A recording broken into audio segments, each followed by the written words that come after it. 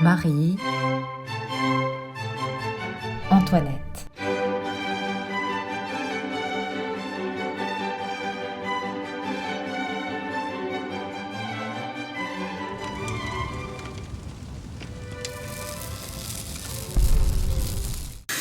Salut tout le monde et bienvenue sur Mikiscope, ta chaîne 100% ciné sur laquelle j'ai fait un inventaire des films à voir au moins une fois dans sa vie. Aujourd'hui, j'ai envie de vous parler du film Marie-Antoinette, écrit et réalisé par Sofia Coppola, une cinéaste américaine. Alors, pourquoi ce film et pas un autre ?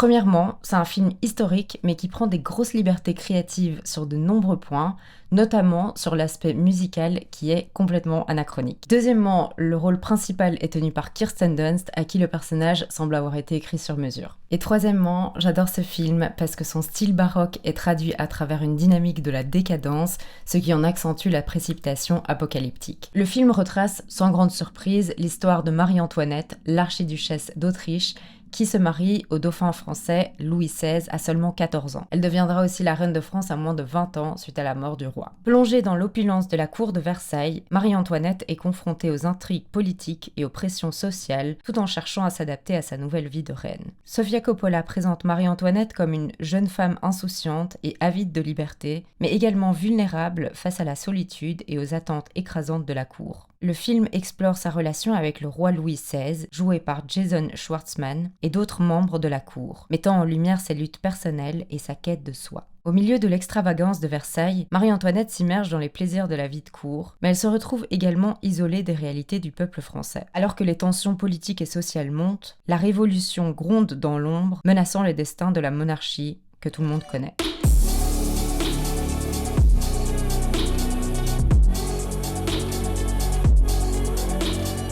Bien que le film s'inspire de la vie de Marie-Antoinette et du contexte historique et politique de la France au XVIIIe siècle, il comprend un mélange de faits historiques et d'éléments fictifs, comme tout film d'époque. Mais l'intention de Coppola n'est même pas de se conformer strictement à l'exactitude historique, mais plutôt de proposer une perspective plus personnelle et moderne sur la vie de la reine, en se concentrant sur sa vie intérieure, sur ses émotions et sur ses expériences d'adolescente. On voit souvent Marie-Antoinette soit à une fête, soit captive dans des plans où elle est seule devant l'immense vastitude du palais royal, ce qui traduit bien l'ambivalence de sa vie intérieure. C'est une façade qui cache l'état de solitude désespérant dans lequel elle se trouve. Donc même si le film inclut certains faits historiques et détails de l'époque, les spectateuristes devraient l'aborder comme une œuvre d'art plutôt que comme un récit historique définitif.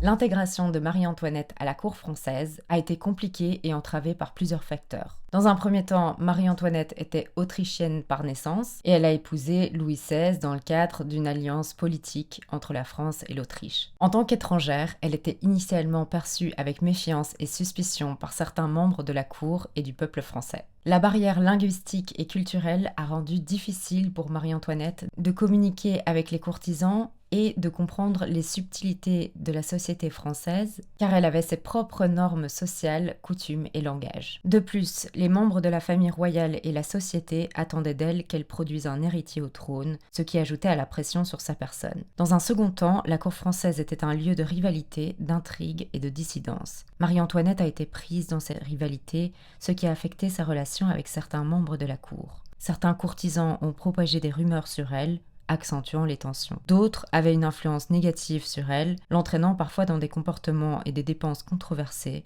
ce qui a renforcé l'image d'elle comme une reine dépensière et déconnectée.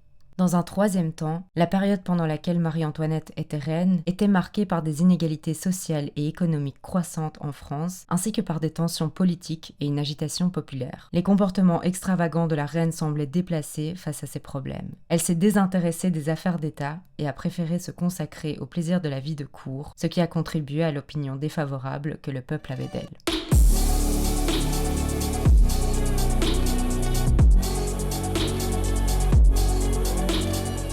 Le premier élément qui montre que la reine n'a pas l'étiquette de la cour française et qu'elle y sera toujours considérée comme farouche se voit lorsqu'elle est introduite à la reine, qui fait une révérence alors que Marie-Antoinette s'avance pour l'étreindre chaleureusement. Elle entre dans la tente qui sépare métaphoriquement Vienne de Versailles comme une jeune fille un peu sauvage, aux cheveux ébouriffés et son petit chien en main. Elle en sort, toute pomponnée, l'air bien plus mature et sérieux, avec comme un spot lumineux sur le visage qui rend son apparence super éclatante, signifiant déjà l'objet des regards des autres qu'elle va devenir à la cour française. Sans compter les premières remarques du roi à son encontre. How is her bosom? I have not looked at the Archduchess's bosom, Your Majesty. Oh, did you? It's the first thing I look at. Bref, on lui enlève même son chien à la pauvre. Elle peut rien garder qui ait appartenu ou qui ait même vu la cour autrichienne.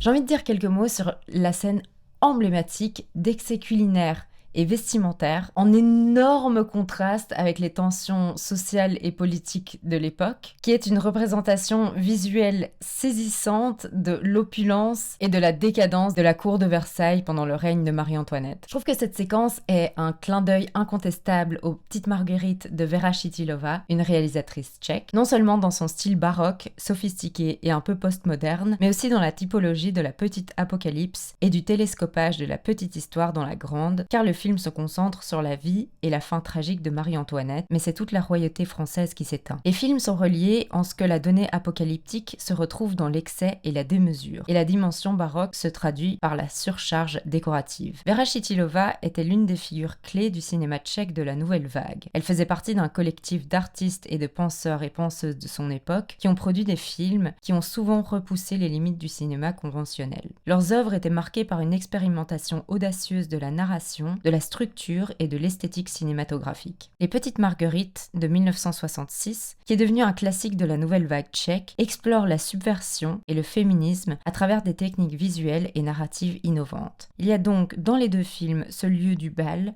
la métaphore de la nourriture, l'obsession consumériste et le montage Eisenstein, selon lequel on colle des idées ensemble pour leur donner du sens. Le film Les Petites Marguerites relève du cinéma expérimental. En tant que femme, Chytilova veut défendre l'individualité féminine qui élabore l'élément de bonheur par la subversion. Marie-Antoinette est à contre-pied des mœurs puritaines et chrétiennes, elle se lance dans les péchés capitaux comme la luxure ou la gourmandise. Cette séquence marque un pivot dans sa vie au château et on peut remarquer aussi la symétrie exacte du plan du premier repas et du dernier repas du couple, soulignant à la fois la transformation par laquelle ils sont passés et l'effet miroir dans le fait que leur destin ne leur a jamais appartenu. La manière avec laquelle cette petite apocalypse ou la révolution est amenée dans ce film, c'est par des choix erronés du roi et de la reine. Ainsi, lui décide de continuer de soutenir les troupes américaines et elle décide de ne pas essayer et tenter d'améliorer son image publique après le fameux Let them eat cake. Cette phrase, qui lui a été souvent attribuée, elle ne l'a même pas vraiment dite. That's such nonsense. I would never say that. Loin des frivolités qu'on associe souvent à la reine, on découvre ici une figure complexe, cherchant son identité dans un monde d'opulence et de politique impitoyable. La chute de la popularité de la reine est explicitée pour la première fois lorsqu'elle se rend à l'opéra et qu'elle applaudit à la fin, et personne ne suit son exemple comme il l'avait fait dans le passé. Il y a encore cette concordance avec une scène tout à fait symétrique de la même situation bien des années auparavant, lorsqu'elle était à son apogée, où tout le monde avait applaudi parce qu'elle l'avait fait. Et c'est là que commence le début de la fin. Le Louis XVI et la Marie-Antoinette de Coppola sont peints un peu comme des héros, ou alors de grands naïfs, alors qu'ils décident de rester au château, tandis que prend place la prise de la Bastille. Je sais pas à quel point cette attitude morale et empreinte du sens du devoir est historiquement correcte, mais d'un point de vue narratif, ça fonctionne très bien.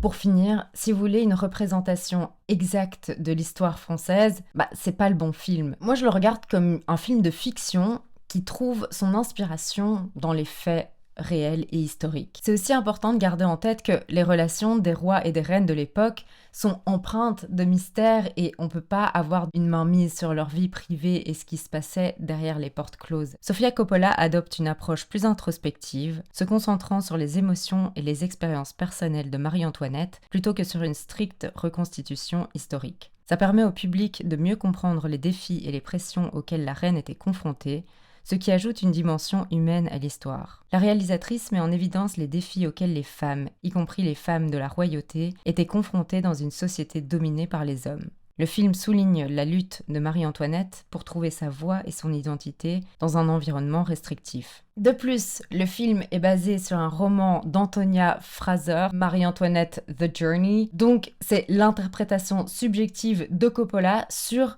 l'interprétation subjective de Fraser sur l'histoire. D'ailleurs, dites-moi dans les commentaires si ça vous intéresserait que je fasse une sorte d'analyse comparative entre le roman et le film. Et encore une petite anecdote, Sofia Coppola sort bientôt un nouveau film, a priori en octobre, qui s'appellera Priscilla, qui se concentre sur la vie de Priscilla Presley, qui était la femme d'Elvis, et c'est une histoire assez choquante, apparemment. Le rôle de Priscilla sera joué par Cailee Spaeny, et le rôle d'Elvis sera joué par nul autre que Jacob Elordi, qui est, entre autres, Nate dans Euphoria, d'où vous le connaissez peut-être. You're abusive, psychopathic.